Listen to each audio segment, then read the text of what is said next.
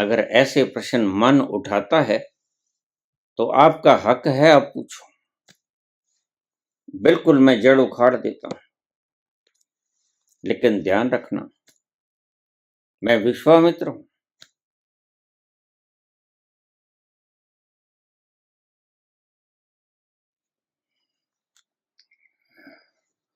महादेव त्रिशाल।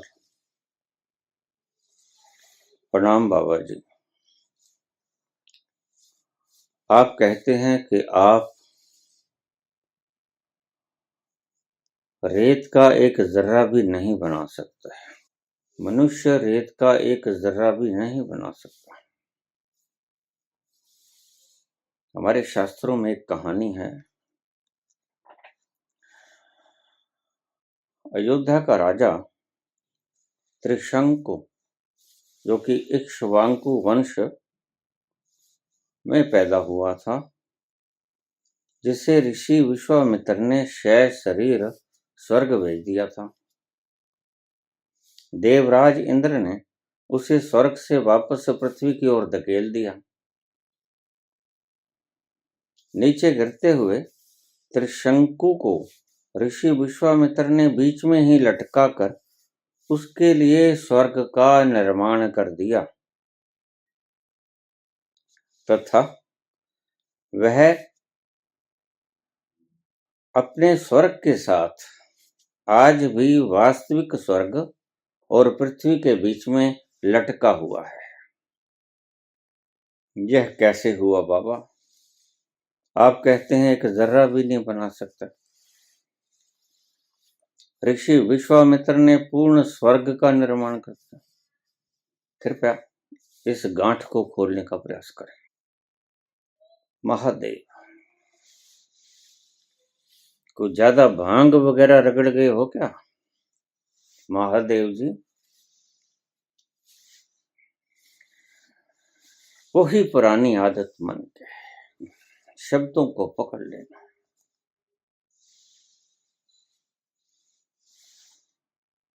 शब्दों को यथार्थ रूप में ले लेते हो तुम, यहीं अटक जाते हो, यहीं गलती हो जाती है। शब्दों को यथार्थ रूप में लो। ये क्या है? ऋषि विश्वामित्र ने स्वर्ग का निर्माण कर दिया त्रिशंकु के लिए। इक्ष्वाकु वंश का एक राजा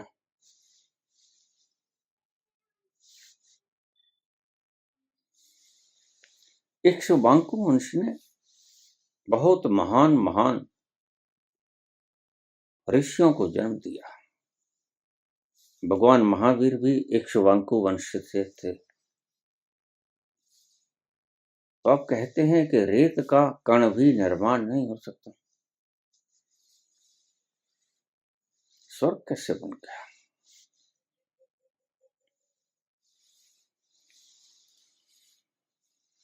जो बात मैं समझाता हूं वो आपकी समझ में आती नहीं। फिर वही शाम, वही गम, वही तन्हाई है।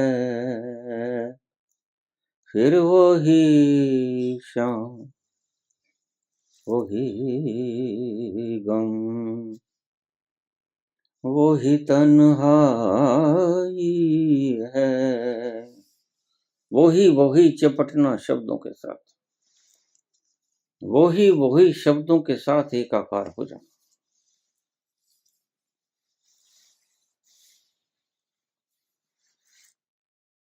स्वर्ग का निर्माण कैसे किया? एक कण नहीं बना सकता। थोड़ा समझने की चेष्टा करें महादेव जी।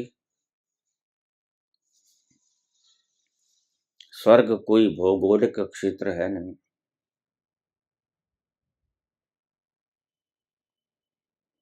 कहानी के भीतर का तथ्य रहस्य जानने का प्रयास किया। शब्दों को पकड़ के बैठे हैं, इसलिए तो आज इतने गपोड़पंथी कथावाचक तुम्हें भरमा रहे हैं, समय और शक्ति को व्यय कर रहे हैं।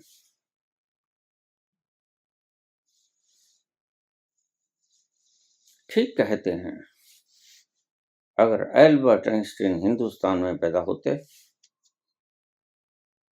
तो किसी कंदरा में बैठे राम राम जप रहे होते। अच्छा हुआ वो जर्मनी में थे, वो हिंदुस्तान में पैदा नहीं हुए।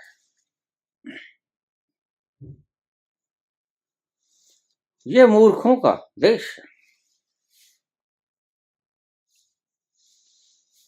शब्दों से चिपकना हमारी पुरानी आदत है। वैसे तो सारा विश्व शब्दों के साथ ही चिपटा हुआ है, लेकिन हम तो विश्व गुरु हैं। हम तो अध्यात्म की शिखर बुलंदियों को छू चुके हैं, लेकिन काश कि हम उन्हीं बुलंदियों पर रहते।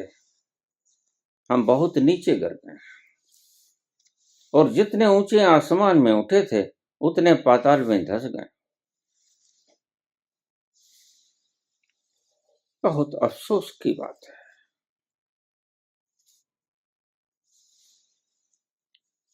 विश्वामित्र ऋषि ने त्रिशंकु के लिए स्वर्ग का निर्माण किया। ये कैसे हो गया? एक जर्रा भी नहीं बनाया जा सकता, बिल्कुल नहीं बनाया जा सकता। वैज्ञानिकों से पूछो, खोजा जा सकता है, बनाया नहीं जा सकता।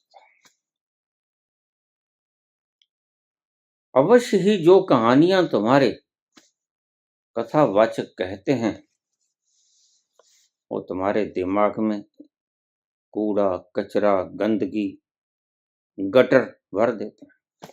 बस ये गटर ही है, नाम तो महादेव और काम ऐसे है।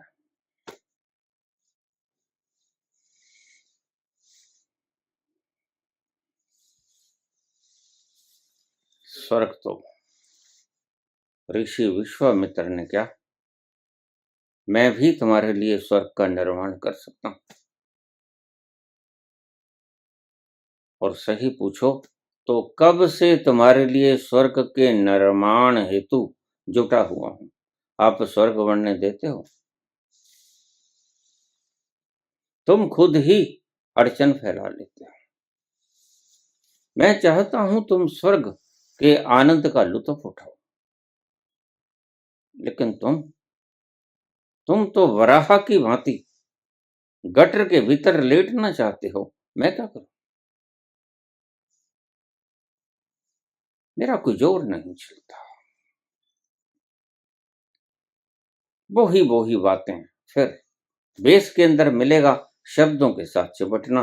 और मैंने आपको कितनी बार कहा, शब्द मानव निर्मित है। स्वर्ग मानव निर्मित है। कहीं कोई जन्नत नहीं है, कहीं कोई स्वर्ग नहीं है, कहीं कोई हेवन नहीं। यह मानव निर्मित है, और मानव निर्मित बहुत सी चीजें काल्पनिक हैं। ये शब्द भी काल्पनिक हैं। कै को हमने खे कहा होता तो आज वही कुछ होता। ए को हमने ई कहा होता तो आज वही कहा होता। ये मान्यताएं हैं, अल्फाबेट्स हैं, लिपियां मान्यताएं हैं। जैसा मान लिया ठीक। इनके साथ हम चिपट गए। हमारी ही बनाई हुई प्रस्तुतियों से हम, निर्मितियों से हम चिपक गए। रहस्य के भीतर उतरना सीखो, लिपियों से उलझना मत सीखो। लिपियों से चिपकना मत सीखो। जन्मों जन्मों से आप लिपियों से, शब्दों से चिपकते आए हो।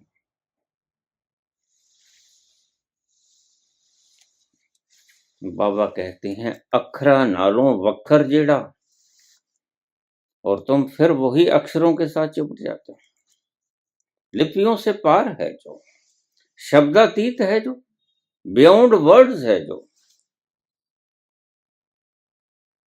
तुम उनको शब्दों में घसीट लेते हो और फिर तुम कहते हो हमारे लिए तो नर्क बन गया, हमारे लिए तो स्वर्ग का निर्माण ना हुआ, नर्क ही रहेगा। जब तुमने अपनी मूलभूत आदत छोड़ी नहीं, ये एडिक्शन से आप परे नहीं गए, तब तक आप नर्क में ही रहोगे। अभी आप कहाँ हो? मर के थोड़ी नर्क स्वर्ग जाना होता है।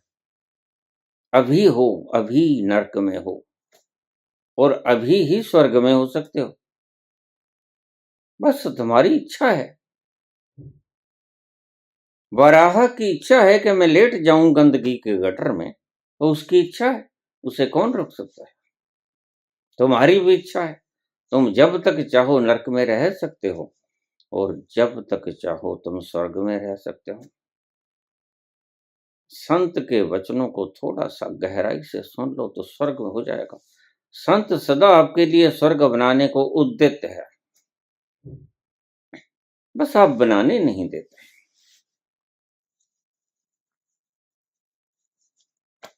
खुद ही अड़चन पैदा कर लेते हो।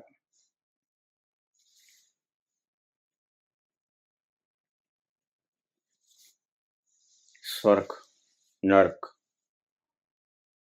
these are the mental states of mind,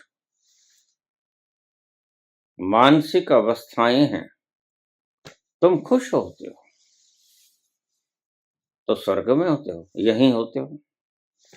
तुम दुखी होते हो तो नर्क में होते हो, यहीं होते हो। तुम हॉस्पिटल में पड़े कराह रहे होते हो तो क्या नर्क में होते हो? नहीं, यहीं होते हो। तुम आनंद से झूम रहे होते हो, खुशी से कोई समाचार मिल गया, नाच रहे होते हो तो किसी और लोक में होते हो? नहीं, यहीं होते हो। यही तुम्हारा स्वर्ग है, यही तुम्हारा नर्क है और तुम ही इसके निर्माता हो। संत सहयोग कर सकता है सिर्फ मार्गदर्शन करके, और ये भी बहुत बड़ी बात है। मात्र सहयोग कर सकता है। संत को तुम्हारा स्वर्ग बनाने में सहयोग कर दो।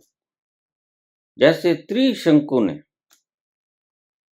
विश्वामित्र को सहयोग किया स्वर्ग बनाने के लिए, और वह स्वर्ग में है आज तक। बस तुम इन्हें भौगोलिक क्षेत्रों की तरह ले रहे हो। यही तुम्हारी मूर्खता है, यही तुम्हारी मूर्खता है।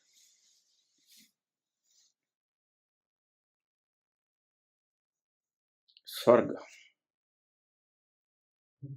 खुशी की वो अवस्था, मेंटल स्टेट। और मेंटल स्टेट तो तुम्हारी बदली जा सकती है। यह कुछ ऐसा नहीं है जो बदला ना जा सके। ध्यान रखना, बुद्धि के तल की हर चीज बदली जा सकती है।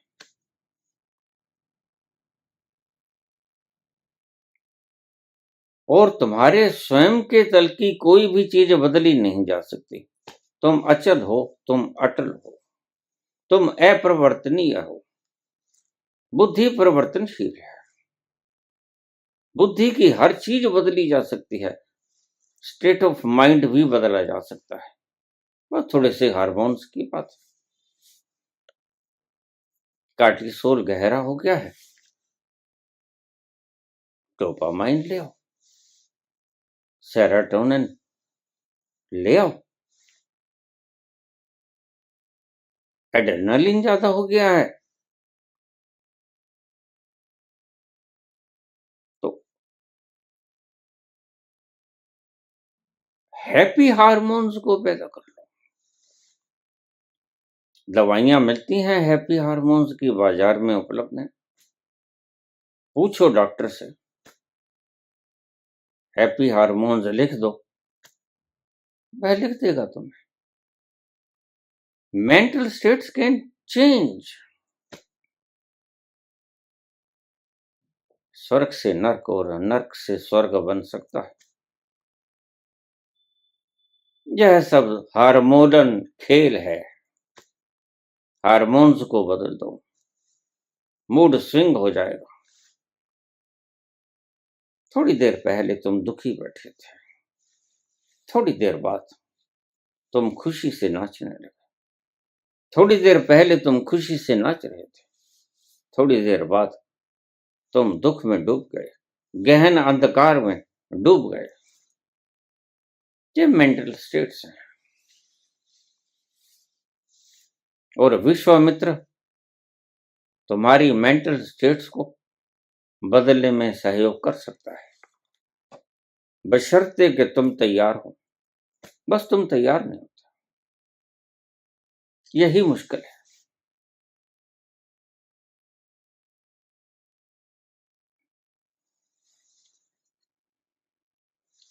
विश्वामित्र कुछ नहीं करते। विश्वामित्र सिर्फ त्रिशंकु को, जो स्वर्ग से नीचे आ रहा है नरक में, उसको रोक सकते हैं। स्वर्ग में ही बना रहे इसका उपाय आयोजन कर सकते हैं। और सभी संत सदा से करते रहे हैं, सभी संत सदा से करते रहेंगे। यही तो काम है उनके पास।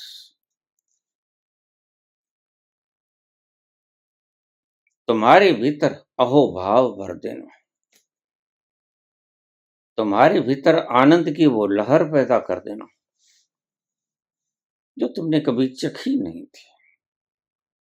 तुम वो कोना अधूरा छोड़े बैठे थे जिसमें खुशी ही खुशी के सागर समाये हुए थे, आनंद ही आनंद की लहरें थीं। तुम उसे भूले हुए थे।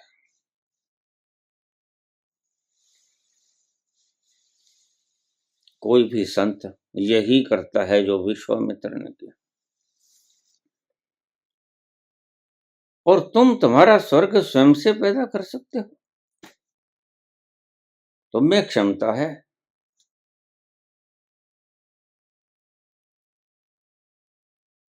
विश्वामित्र बन जाओ।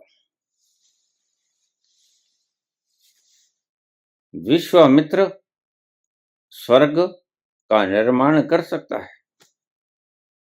बड़ा अद्भुत सूत्र है। विश्वामित्र स्वर्ग का निर्माण कर सकता है, जो विश्व का मित्र हो गया। और विश्व का मित्र तुम कब हो पाओगे? जब विश्व में तुम्हें अपने जैसी समानता दिखाई देने लगी कि मैं ही हूं विश्व के कोने कोने में, तो तुम विश्वामित्र हो जाओ। भला तुम अपने दुश्मन कैसे हो सकते हो? विश्वामित्र बन जाओ। स्वर्ग निर्मित हो जाएगा। स्वर्ग निर्माण करने की भी आवश्यकता नहीं बचेगी। अगर तुम सुखी होना चाहते हो तो ये सूत्र है। विश्व के मित्र हो जाओ, विश्व के दुश्मन मत हो। तुम विश्व के दुश्मन हो। यहां थोड़े से इन शब्दों को गोलाकार ले लेना। तुम विश्व के दुश्मन हो। तुम्हें सभी तरफ दुश्मन ही दुश्मन नजर आते हैं। और ये कहानी कहती है कि विश्व के मित्र हो जाओ। विश्वामित्र ही हेवन को क्रिएट कर सकता है। उसमें ही क्षमता होती है कि वह खुशियों के आनंद सागर स्वर्ग का निर्माण कर सके। ये एक फॉर्मूला है। तुम अपनी खुशियां, तुम अपना स्वर्ग स्वयं निर्माण कर सकते हो और अपना नरक में निर्माण कर सकते हो। आज सारा जगत नरक में है। करीब करीब सारा जगत नरक में। किसने बनाया? किसी दूसरे ने नहीं बनाया। बुद्ध अपना नरक बनने ही नहीं देते। बुद्ध विश्वामित्र हैं। बुद्ध ने यह फार्मूला जान लिया है, तुम भी जान लो। विश्व के मित्र हो जाओ।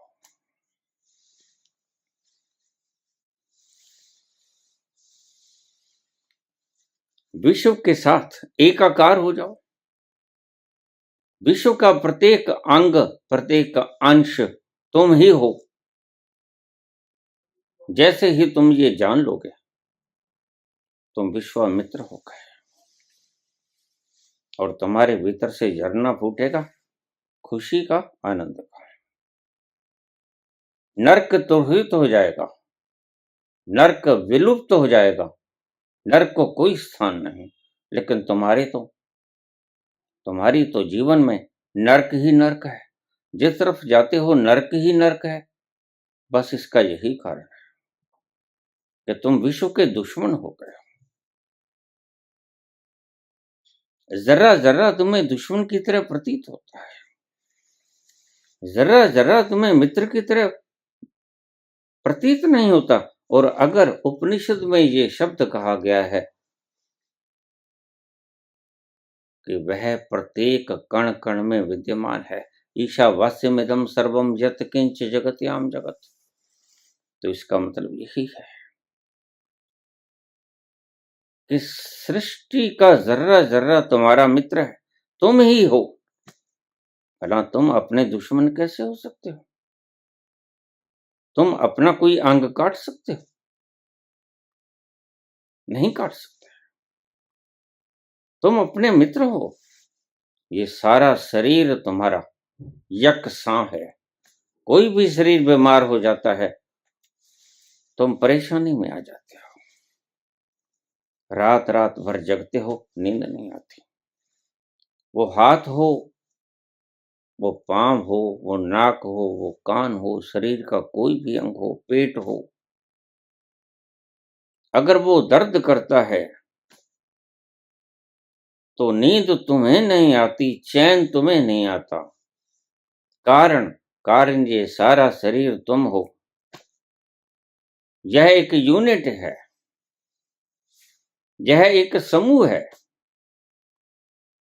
ऐसे ही सारा विश्व, सारा संसार, सृजना एक है। एको ब्रह्म, द्वितीय नास्ति, दूसरा कुछ नहीं। यही जानना परम जानना है। जिसने ये जान लिया, एको अहम द्वितीय नास्ति या एको ब्रह्म द्वितीय नास्ति, वह खुशियों के सागर में अठखेलियां करेगा, वह नाचेगा, वह आनंद से मंत्रमुग्ध हो जाएगा। वह उस आनंद के सागर में गोते लगाएगा और प्रसन्न हो जाएगा, किलकारियां मारेगा छोटे बच्चों की तरह। कहानी तो तुमने ठीक घड़ी, लेकिन बस यही गलती बार बार खा जाते हो। शब्दों को याद रख लेते हो, कहानियों को याद रख लेते हो, इसलिए तो तुम्हारे कथावाचक कथाएं कहते हैं। वो रहस्यवाचक होने चाहिए। इस कथा के भीतर रहस्य क्या है? लेकिन इतनी बुद्धि कौन लेके आए? कहां से लेके आए? रहस्य के भीतर उतरकर ही इतनी प्रज्ञा आती, और रहस्य के भीतर ये कथावाचक उतरे नहीं। यही दुविधा है। कथावाचक कहानियों से ही आपको संतुष्ट कर देते हैं। बस जैसे बच्चों को नानी या दादी परियों की कहानी सुना के सुला देती है। ये कथावाचक भी तुम्हें कथाएं सुना के सुला देते हैं। ये कथाएं अफीम का काम करती हैं और तुम उस अफीम के नशे में बह के फिरते हो, सोए सोए फिरते हो। शब्दों से मत चिपको, मत चिपको। बहुत बार मैंने तुम्हें कहा,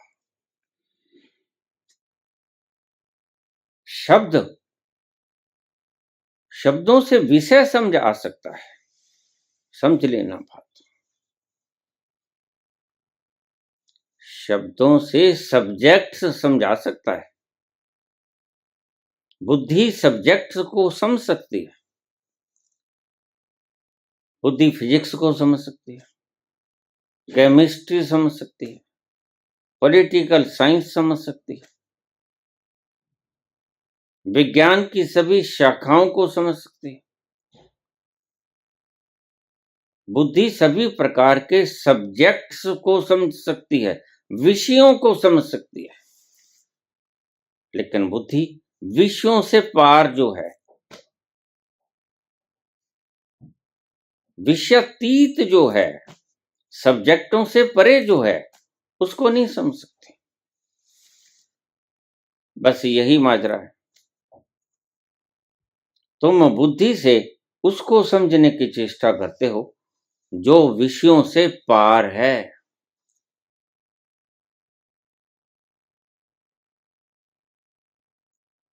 बुद्धि की रचना हुई सब्जेक्ट्स को समझने के लिए। दूसरा क्या बोल रहा है, इसको समझने के लिए हमने लिपियों का निर्माण किया, हमने भाषाओं को पैदा किया और भाषाओं से हम एक दूसरे की बात समझ पाते हैं। सिर्फ भाषा ही है जो हमें एक दूसरे से जोड़ने का काम करते हैं। दूसरा अपनी व्यथा समझा सकता है, दूसरा अपने मनोभाव आपको समझा सकता है, शरीर के भाव आपको समझा सकता है कि मेरा शरीर स्वस्थ है, अस्वस्थ है, दुख रहा है, बीमारी है या तंदुरुस्त हूं। मेंटल स्टेट को समझा सकता है कि दुखी हूं, सुखी हूं, उदास हूं, किसी की याद आ रही है, विरह में हूं या कोई मिल गया है, खुशी में हूं या तड़प में हूं। समझाने के लिए इनका निर्माण किया गया था, आवश्यक भी है। मनुष्य की श्रेष्ठतम उपलब्धियों में से लिपि भी एक उपलब्धि है, बस एक उपलब्धि है। पशुओं के पास कोई भाषा नहीं, अगर है तो बड़ी सीमित सी। लेकिन मनुष्य के पास वाइड लिपियां हैं, अपने आप को समझाने के बड़े तरीके हैं। हिंदी में समझाओ, पंजाबी में समझाओ, अंग्रेजी में समझाओ, चाइनीज में, फ्रांसीसी में, यूनानी में, अलग अलग भाषाओं में समझा सकते हो आप। और मनुष्य की सर्वोत्तम उपलब्धि यही है। भाषा के बिना आप मात्र इशारों से ही समझा सकते थे। मुंह लटकाए बैठे हो, दूसरा समझ जाता कि कोई गम है। कराह रहे हो, दूसरा समझ जाएगा कि कहीं दर्द है। हंस रहे हो, दूसरा समझ जाएगा कि प्रसन्न है। बस। लेकिन जैसे ही जिस दिन मनुष्य ने लिपियों का खोज किया, लिपियां बनानी शुरू कर दी, उसी दिन से मनुष्य एक दूसरे को बहुत सी चीजों का आदान प्रदान करने लगा। और सब्जेक्ट्स को समझने की ताकत लिपियों के द्वारा बुद्धि में है। बुद्धि समझती है। वो सब्जेक्ट चाहे साइंस का हो, वो सब्जेक्ट चाहे स्वास्थ्य का हो, वो चाहे तारों का हो, ग्रहों का हो। बहुत से सब्जेक्ट हैं इस दुनिया में। ईश्वर की कृति अनुपम है और अवर्णनीय है। इतना विस्तार है उसका, इतना विराट है वो, कि उसकी शाखाएं कितनी हैं ये गिनी नहीं जा सकती। उसका बड़ा विस्तार फैलाव है, बड़ा विराट है वो, बड़े डायमेंशंस हैं उसके। और इन सभी डायमेंशंस को बुद्धि के द्वारा समझा जा सकता है।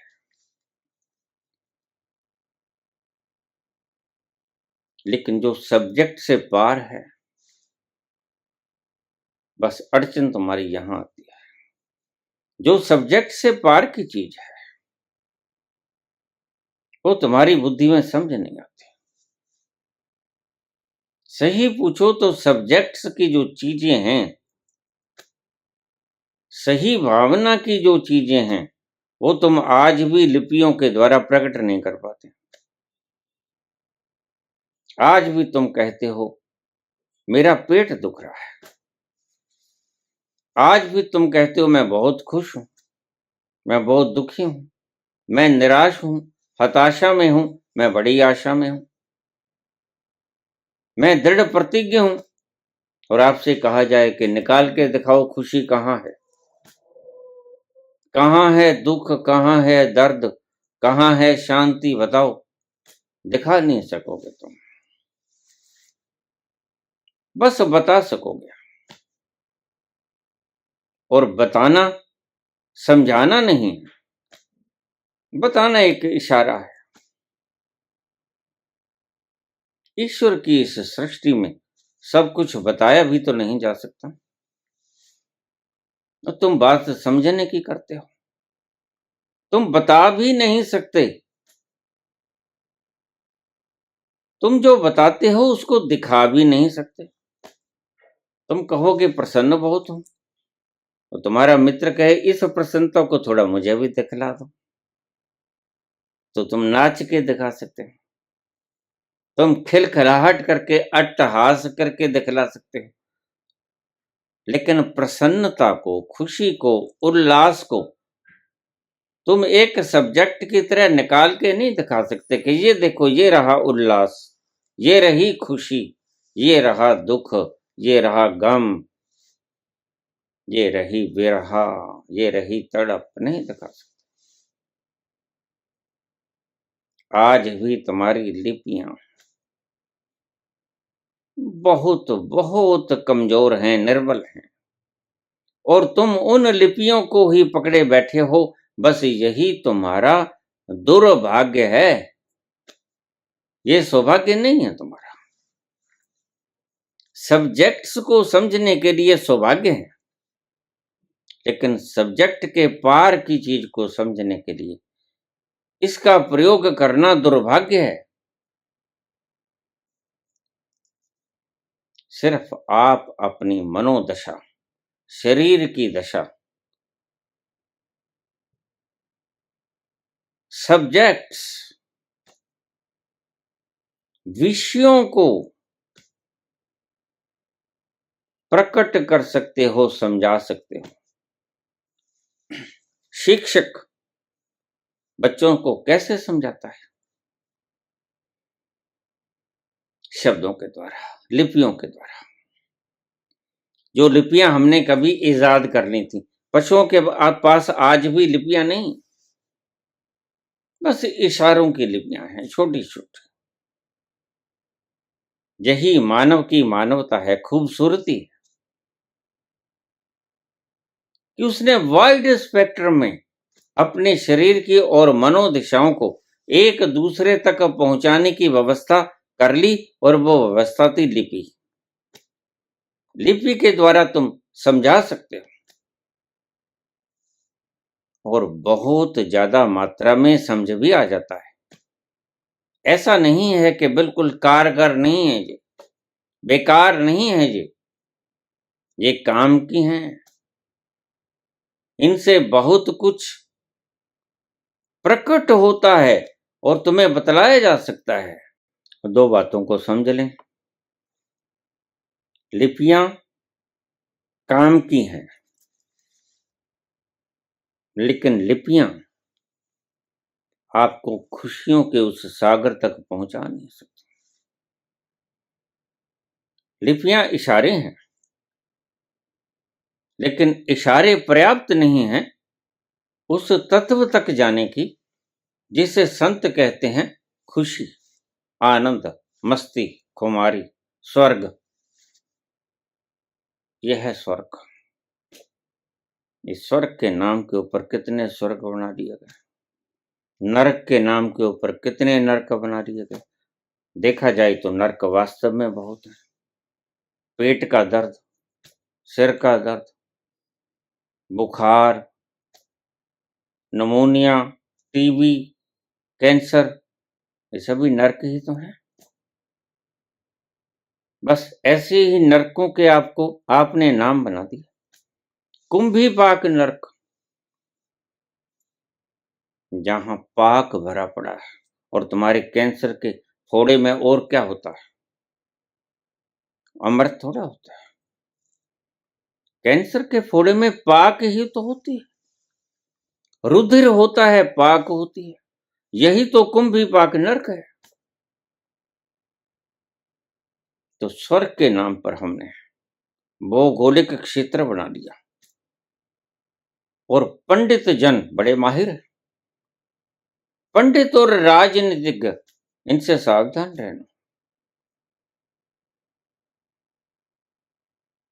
राजनीतिज्ञ अगर झूठ ना बोलेगा तो राजनीति में जाने का कोई फायदा नहीं, वह कामयाब नहीं हो पाएगा। राजनीतिज्ञ कोई वायदा करे उसे मान मत लेना, ये मान लेना कि जो ये कह रहा है करेगा उसके उल्टा। बस राजनीतिक की यही पहचान। संत जो कहेगा वही करेगा, उसकी यही पहचान है। राजनीतिज्ञ जो कहेगा समझ लेना उससे उल्टा करेगा, तुम देख लेना। राजनीतिक की यही पहचान है। नहीं तो राजनीतिज्ञ कैसा हुआ अगर झूठ ही ना बोला उसने। मुझे लोग कह देते हैं ये राजनीति वाले झूठ ही क्यों बोलते हैं। मैंने कहा तुम्हें आज पता लगा है? अरे मूर्ख, राजनीतिक का मतलब ही मूर्ख है।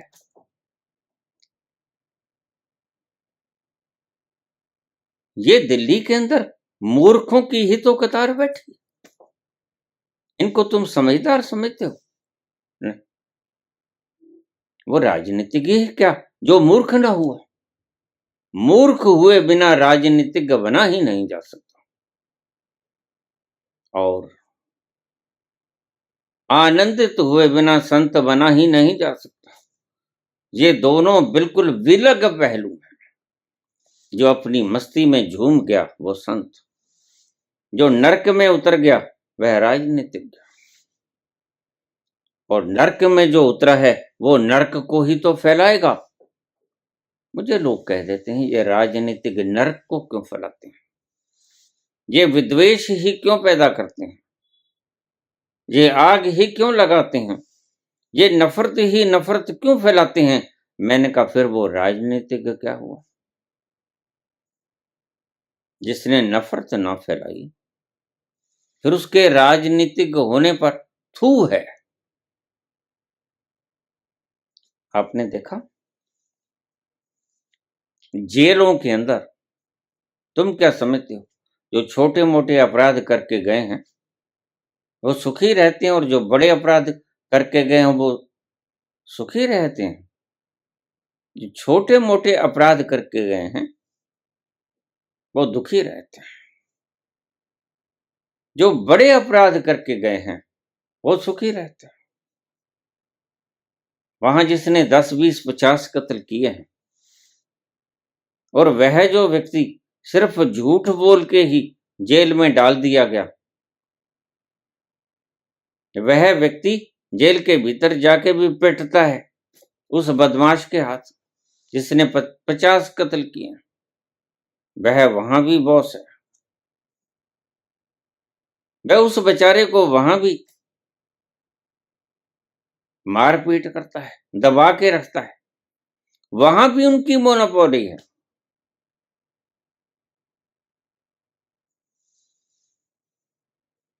तुम अपने स्वर्ग का निर्माण कर सकते हो।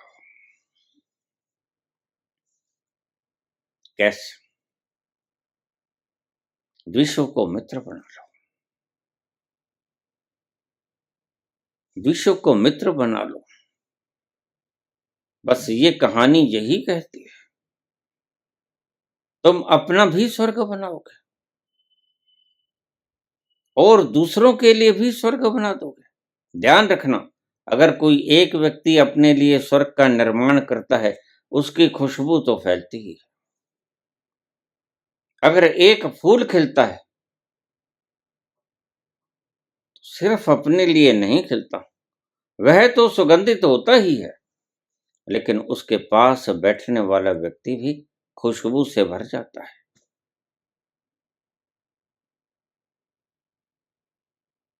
अगर तुम अपना स्वर्ग बना लोगे तो तुम अपने ऊपर ही उपकार नहीं करोगे, मात्र तुम समाज के ऊपर भी उपकार करोगे। तुम अपने पड़ोसी के ऊपर भी उपकार करोगे, राष्ट्र के ऊपर भी उपकार करोगे, विश्व के ऊपर भी उपकार करोगे। क्यों? क्योंकि खुशबू को फैलाने वाला उपकारी होता है।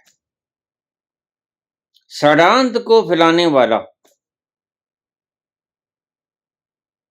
विध्वंसक होता है, वह उपकारी नहीं होता। इस डेफिनेशन को याद रख लेना। विश्वामित्र हो जाओ, विश्व के मित्र हो जाओ। कहीं कोई नफरत ना मिले, कहीं कोई नफरत ना मिले, कहीं कोई आग ना जले। सभी तरफ ईद मने, सभी तरफ गले मिलो, एक दूसरे के प्राणों में बस जाओ, विश्व के मित्र हो जाओ। और अंत में संत वही होता है जो इस दृश्य को अपनी नग्न आंखों से देख लेता है। लेकिन प्रयास करो यहीं से, विश्व को अपना मित्र मानना शुरू कर दो। विश्व को अपनी दुश्मनी में खड़ा हुआ ना पाओ। विश्व को इस तरह मत देखो जैसे कि विश्व तुम्हारा दुश्मन है। विश्व को मित्र की तरह देखो। यह एक फार्मूला था, सुखी होने का फार्मूला। सुखी तो तुम भी होना चाहते हो, लेकिन सुखी जैसे हुआ जा सकता है वो प्रयास नहीं करता है। और प्रयास के बिना तुम सुखी होगे कैसे? कौन नहीं चाहता मैं सुखी हो जाऊं? सभी चाहते हैं, लेकिन प्रयास करते हो तुम दुखी होने का। फैलाते हो नफरत, नफरत को ग्रहण करते हो, उसी संगति में बैठते हो जहां नफरत फैलाने वाले लोग हैं। सत्संग में कभी जाते नहीं, भजन कीर्तन कभी करते नहीं, उसके नाम की महिमा गुणगान कभी करते नहीं। विश्व के मित्र नहीं हो।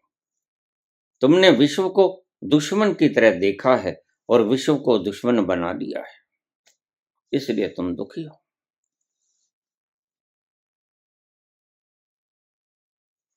मुझे कल ही एक प्रश्न आया, बाबा तुम अक्सर बात करते हो विश्वामित्र हो जाओ, लेकिन तुम्हारे जीवन में तो ऐसी बात हम देखते नहीं। तुम तो प्रत्येक संत की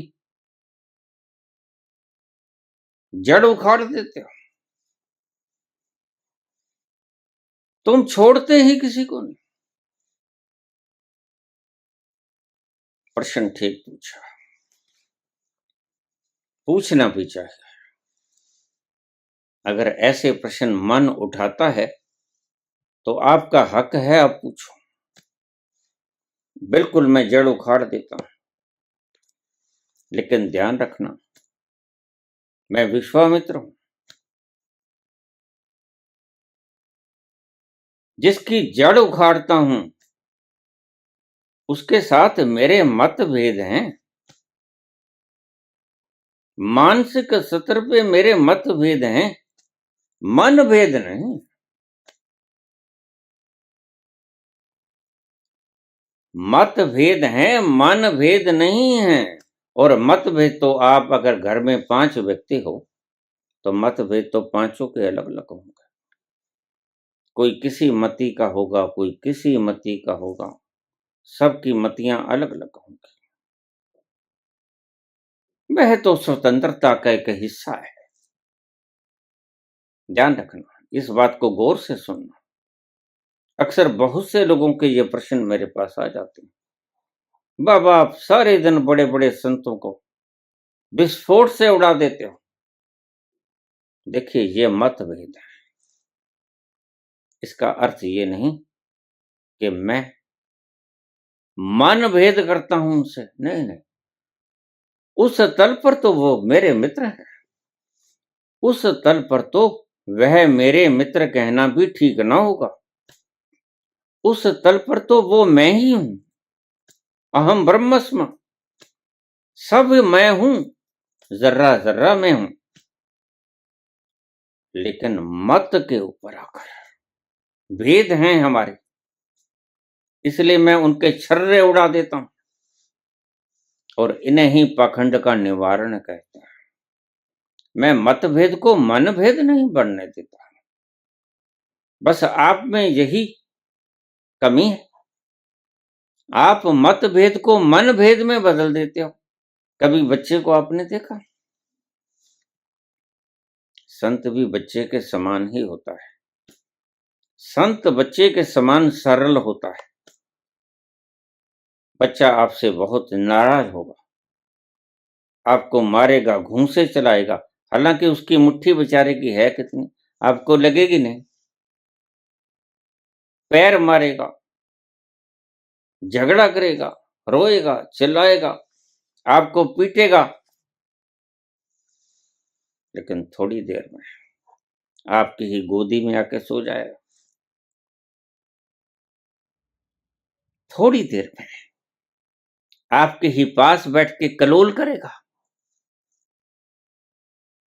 संत बच्चे जैसा होता है। इसलिए ईसा ने कहा, only they will enter in my God's kingdom, परमात्मा के राज्य में वही व्यक्ति प्रवेश कर पाएंगे who will be innocent just like a child, जो बच्चे के समान मासूम होंगे। और संत बच्चे के समान मासूम होता है। कभी बच्चे को देखना, अच्छी तरह से परखना। आप सभी ने देखा होगा, बच्चा अभी आपसे रुष्ट है, बहुत रुष्ट है, चीजों को चला चला के मारता है। आप उसको बहुत बिराने की कोशिश करते हो, लेकिन वो बिचरा ही नहीं बिचरता।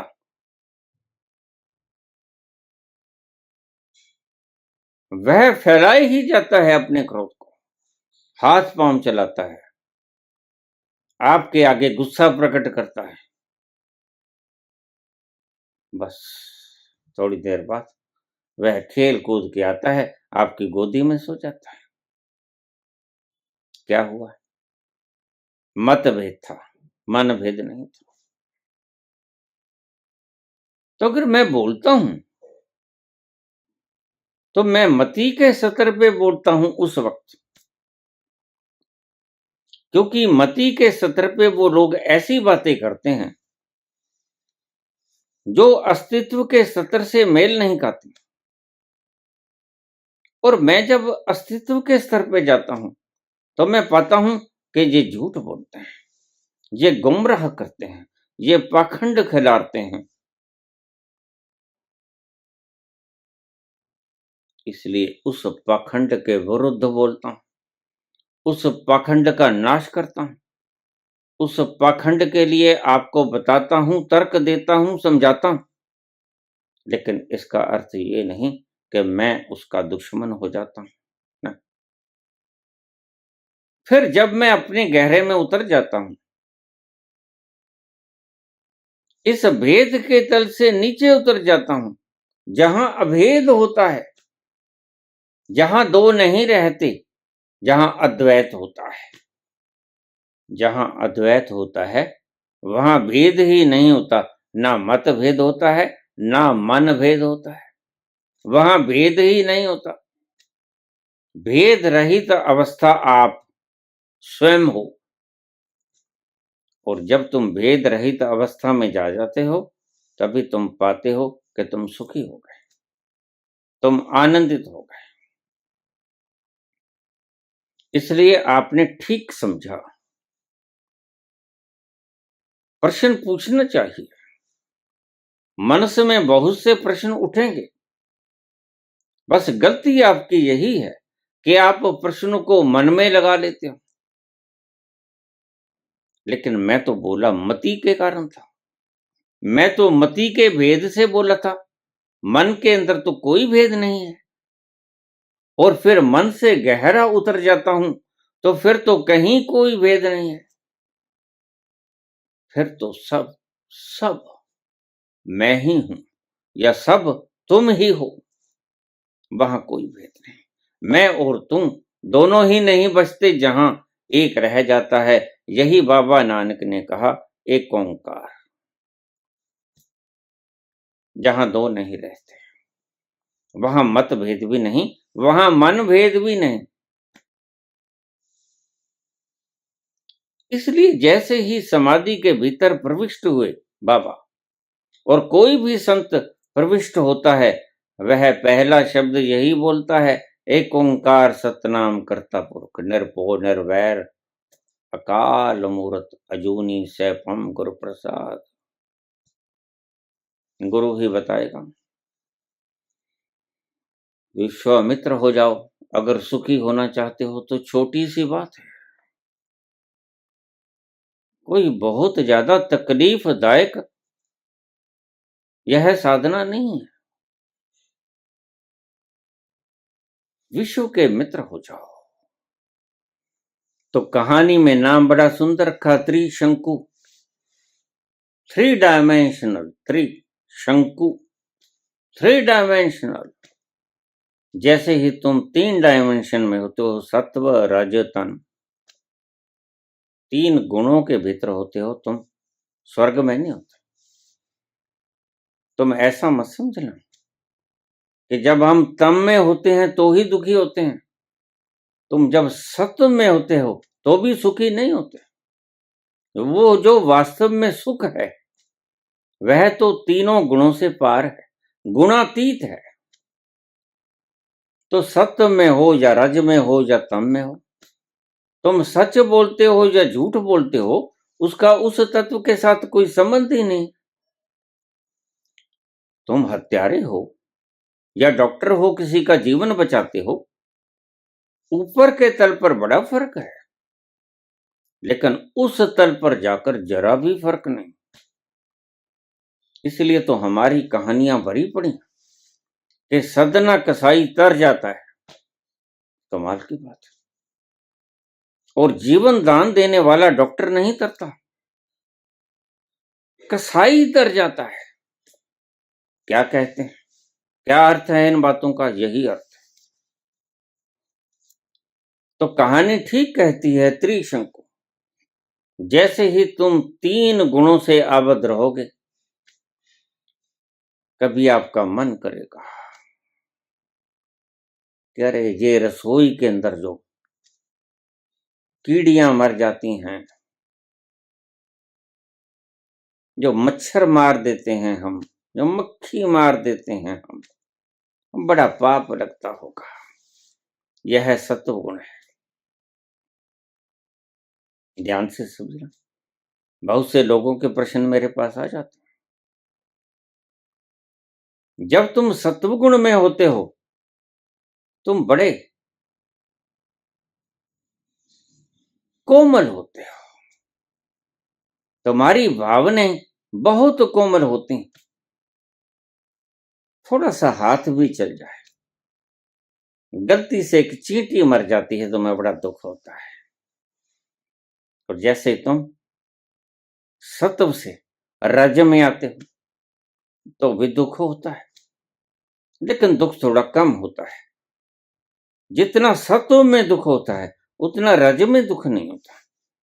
और जैसे तुम तम में आ जाते हो, फिर तो तुम बड़ी इच्छा से काटते हो, फिर तो तुम कापा ले आते हो, और तुम बड़े मजे से गर्दन पकड़ के ठाम से काट देते हो। और जो ज्यादा दुष्ट लोग हैं, जो इस्लाम का पालन करते हैं, वो तो कलमा पढ़ पढ़ के काटते हैं।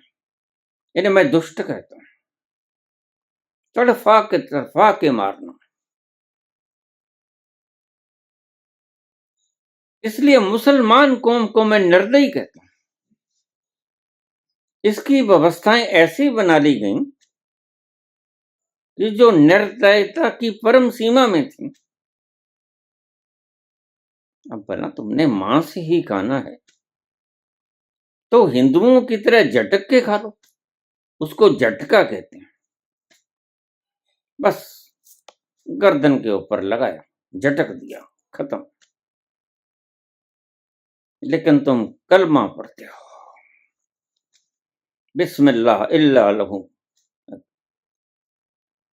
वो तड़पता है बेचारा, तुम्हारा बिस्मिल्लाह हो जाता है और तुम समझते हो बड़ा पुण्य का काम करते हैं, हलाल करके खा रहे हैं, यह परमात्मा की दरगाह में स्वीकार हो जाएगा। परमात्मा की दरगाह में कुछ भी स्वीकार नहीं होता। तुम्हें तुम्हारी करतूतों का हिसाब देना होगा। जो झटक के खाता है उसको थोड़ा कम देना होगा, जो हलाल करके खाता है उसको थोड़ा ज्यादा देना होगा। बस इतना ही फर्क है। लेकिन तुम दुष्टता से मारते हो, तुम दुश्मन की तरह व्यवहार करते हो निर्दोष प्राणी के ऊपर, जिसका कोई कसूर भी नहीं। बेचारा तुम्हारे ही सामने खेल कूद रहा है, चोगा चुग रहा है, जश्न मना रहा है, बांग देता है, तुम्हारा क्या लेता है। और तुमने मारना ही है तो झटके से मार दो, ये जरूर ही बिस्मिल्लाह करके मारना है।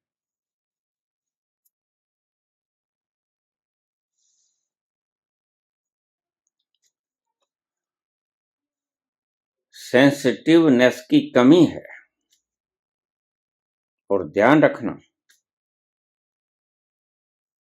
पहुंच तो सेंसिटिव भी जाएगा, पहुंच सेंसिटिवनेस में जो है वो भी पहुंच जाएगा, क्योंकि परमात्मा तुम्हारा स्वभाव है। परमात्मा तो तुम खुद हो। बाहर तुम क्या करते हो इससे कोई मतलब नहीं। बाहर तुम झूठ बोलते हो, तुम सच बोलते हो, तुम मार काट करते हो, तुम कत्लो गारत करते हो, तुम बुरे बुरे काम करते हो, लेकिन उससे तुम्हारे अस्तित्व का कोई संबंध नहीं, समझ का संबंध है। तो किसी वक्त तुम इतने सेंसिटिव कोमल होते हो कि कीड़े भी मर जाए तो बड़ा दुख होता है। और किसी वक्त तुम चलते हो तो ऐसे नहीं चलते जैसे जैन मुनि चलते हैं। जैन मुनि बड़ा विचार के कदम उठाता है, और जैसे उसे पता चलता है कि सामने कीड़ी आ रही है या कीड़ा आ रहा है, दिखाई पड़ जाता है, तो वह पांव परे से ले जाता है अपना कि ये 50, 60, 70 किलो वजन इस कीड़ी के ऊपर आ गए तो मर जाएगा। इसमें कोमलता है, इस वक्त ये सत्व गुण में है, यह पहुंचा हुआ नहीं है, ध्यान रखना। पहुंचे हुआ व्यक्ति सेंसिटिव हो ये जरूरी नहीं है। पहुंचा हुआ व्यक्ति कृष्ण की तरह तूस भी उड़ा सकता है। पहुंचा हुआ व्यक्ति ये आदेश भी दे सकता है कि उड़ा दे इनको। पहुंचे हुए व्यक्ति की व्याख्या तुम कर ही नहीं सकते। वह शब्दों में आता ही नहीं, क्योंकि वह जिस तल पर विराजमान है वो शब्दों से पार है, वह शब्दातीत है, और उसी तल से जो बात आएगी वह वैसी ही आएगी। इसलिए बहुत से शब्दों को जो हमारे हिंदू धर्म में लिखे गए, इनको तुम्हारे चरित्रवादी समझ ही नहीं पाए।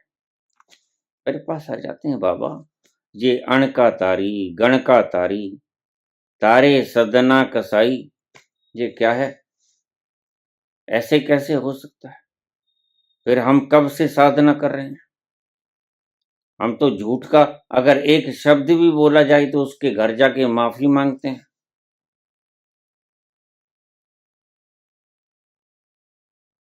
हम किसी की चोरी कर लें तो उसको बतला देते हैं। तो फिर ये कैसा अंधेर गर्द हुआ कि वो भी पहुंच जाते हैं, हम भी पहुंच जाते हो, फिर इसकी जरूरत क्या है? मैंने कहा भी मत करो। तुमको किसने कहा? कहते पतंजलि ने कहा, महावीर ने कहा। मैंने कहा वो किसी कारण से कहा, वो किसी कारण से कहा, वो किन्हीं अन्य अन्य बड़े कारणों से कहा, वो छोटे कारणों से नहीं कहा। उस तल पर तुम पहुंचते बड़ी मुश्किल से हो।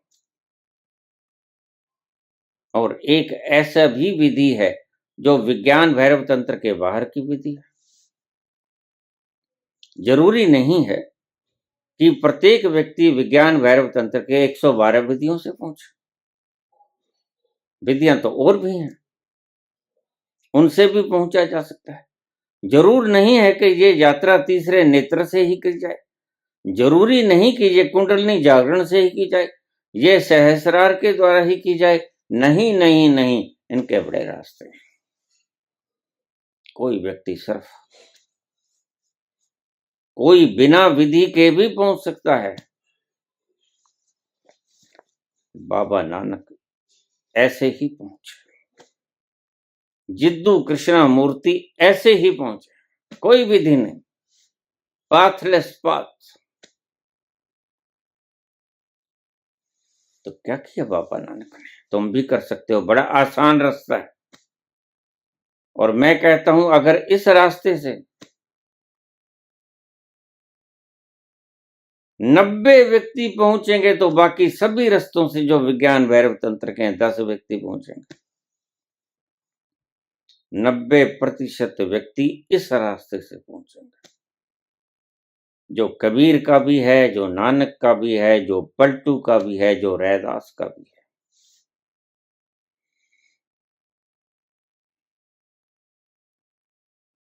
उस विधि को मैं अविधि कहता हूं, वो कोई विधि नहीं, क्योंकि तुम्हारे विज्ञान भैरव तंत्र में वो विधि आती नहीं।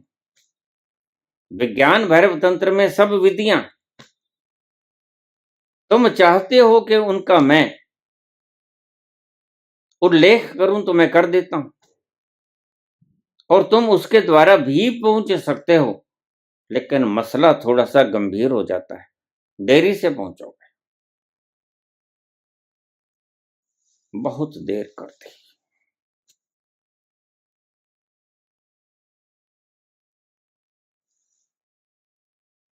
मेहरबां आते आते, बहुत देर कर दी मेहरबां आते आते।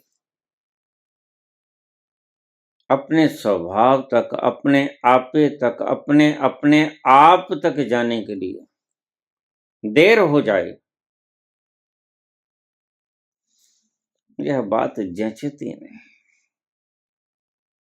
तुम जो हो, नथिंग टू डू, कुछ बनना नहीं, कुछ बदलना नहीं, कहीं जाना नहीं, कहीं आना नहीं, वस्तु ठोर की ठोर, जो है वही है।